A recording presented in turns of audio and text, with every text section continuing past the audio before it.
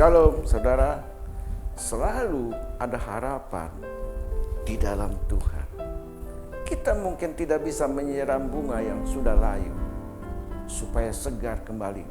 Namun kita bisa menanam bunga yang baru dengan harapan yang baru. Yesaya 43 ayat 19 bilang, lihat, aku hendak membuat sesuatu yang baru yang sekarang sudah tumbuh. Belumkah kamu mengetahuinya? Ya, aku hendak membuat jalan di padang gurun dan sungai-sungai di padang belantara. Saudara, kita tidak bisa mencegah kerusakan dan kita juga tidak bisa mencegah kegagalan. Namun setiap hari Tuhan sanggup memperbarui hati kita dengan sesuatu yang baru, harapan yang baru, ide-ide yang baru, dan konsep yang baru. Itu sebabnya sebagai orang yang percaya kepada Tuhan, kita tidak boleh frustasi dan stres jika terpaksa harus melalui hal yang buruk dan tidak baik dalam hidup ini. Belajar untuk kita tetap mengucap syukur karena Tuhan itu baik. Di Amsal 4 ayat 23 dikatakan, jagalah hatimu dengan segala kewaspadaan, karena dari situlah terpancar kehidupan.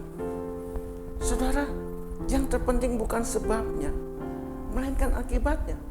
Itu sebabnya perhatikan dan jaga hati kita.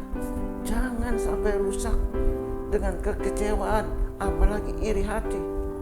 Ketahuilah, segala apapun yang terjadi dalam ujian dari iman kita, agar semakin hari kita semakin percaya untuk berserah dan berharap pada kehendak Tuhan. Yakobus 3 ayat 16 bilang, sebab di mana ada iri hati dan mementingkan diri sendiri, di situ ada kekacauan dan segala macam perbuatan jahat. Jangan ingin selalu menang. Jangan merasa kita harus lebih hebat dari orang lain. Karena pemicu yang membuat kita menjadi stres dan tertekan adalah egoisme dan iri hati yang akan mengacaukan tatanan Allah dalam hidup kita. Pengkhotbah 9 ayat 11 bilang lagi, aku melihat di bawah matahari bahwa kemenangan perlombaan bukan untuk yang cepat, dan keunggulan perjuangan bukan untuk yang kuat, juga roti bukan untuk yang berhikmat, kekayaan bukan untuk yang cerdas, dan karunia bukan untuk yang cerdik cendekia, karena waktu dan nasib dialami mereka semua.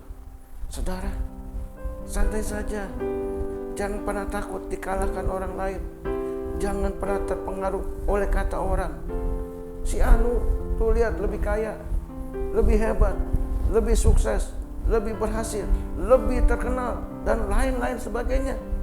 Saudara, itu bisa memicu adrenalin sampai ke ubun-ubun yang menjebak hati kita seolah-olah hidup ini adalah sebuah perlombaan.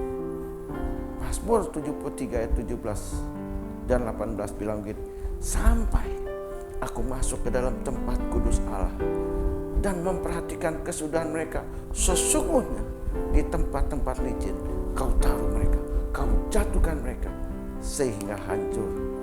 Saudara, hanya di dalam hadirat Tuhan kita bisa memahami makna kehidupan yang sesungguhnya. Untuk apa kita hidup? Semuanya hanya untuk Tuhan.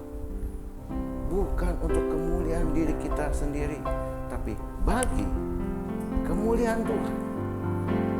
Saudara, Mazmur 73 ayat 19 dan 20 bilang, betapa binasa mereka dalam sekejap mata, lenyap, habis oleh karena kedahsyatan, seperti mimpi pada waktu terbangun. Ya Tuhan, pada waktu terjaga, rupa mereka kau pandang hina. Saudara, ambisi kelihatannya bagus, namun bisa menjadi racun yang merusak dan membinasakan hidup manusia.